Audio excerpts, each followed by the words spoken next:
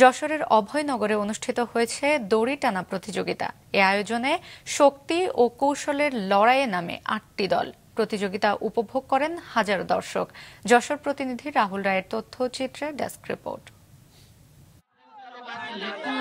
শক্তি ও কৌশলের লড়াই রশি টান। একসময় গ্রামাঞ্চলে এই প্রতিযোগিতা ছিল বেশ জনপ্রিয়।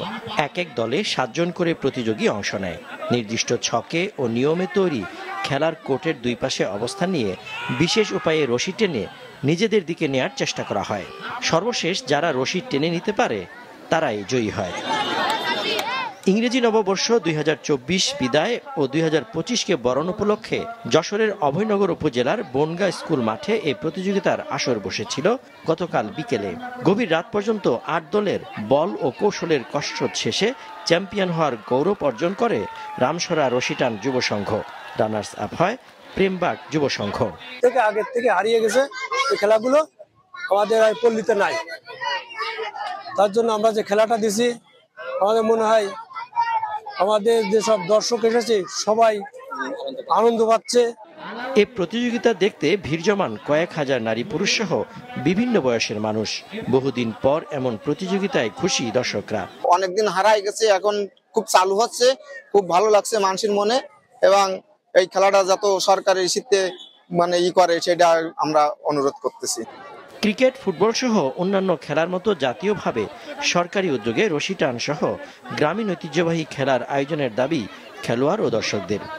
খেলা সরকারিভাবে কোনো প্রচার নেই, এটা কোনো স্টেডিয়ামের মাঠে হয় না, এই জন্যই এই ছাপাতে খেলাটা এখন পরিচালনা নেই। ক্রিকেট, ফুটবল খেলা সরকারিভাবে যেটা হচ্ছে, দড়ি টানা খেলা সরকারিভাবে হলে সেটা আমরা ভালো মনে করব। একক নয় বরং দলগত অবদান শেখায় এই খেলা থেকে। গ্রাম বাংলার বিলুপ্তপ্রায় এই রশি টান প্রতিযোগিতা নতুন প্রজন্মের কাছে পরিচিত করাতে আগামীতেও এমন আয়োজনের প্রত্যয় আয়োজকদের। গ্রাম বাংলার ঐতিহ্যবাহী এই খেলাগুলো ছিল এবং আমরা যাতে পুরোনো দিনে ফিরে যেতে পারি সেই কারণে আমরা এই খেলার আয়োজন করেছি। প্রতিযোগিতা শেষে বিজয়ী দলের মধ্যে পুরস্কার হিসেবে নগদ অর্থ প্রদান করা হয়। রশি টান খেলা উপলক্ষে বাহারি পণ্যের পসরা নিয়ে গ্রাম্য মেলা বসে বনগা প্রাথমিক বিদ্যালয় মাঠে। মাছরাঙা নিউজ ডেস্ক। নোয়াখালীর সদর উপজেলার ধর্মপুর ইউনিয়নের হাজিরহাট গ্রামে খামারে বিষ দিয়ে মেরে ফেলা হয়েছে অন্তত ৩০ লাখ টাকার মাছ।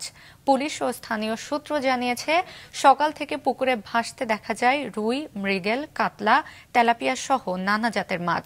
হাজিরহাট গ্রামের মৎস্য ব্যবসায়ী আব্দুল মতিন বছরে ১ লাখ টাকা চুক্তিতে বাড়ির পাশের একটি জায়গা লিজ নিয়ে মাছ ব্যবসা শুরু করেন। ধারণা করা হচ্ছে পূর্বশত্রুতার জেরে বিষ দিয়ে মাছ মেরে ফেলেছে কেউ। চট্টগ্রামে অনুষ্ঠিত হল আন্তর্জাতিক কেরাত সম্মেলন।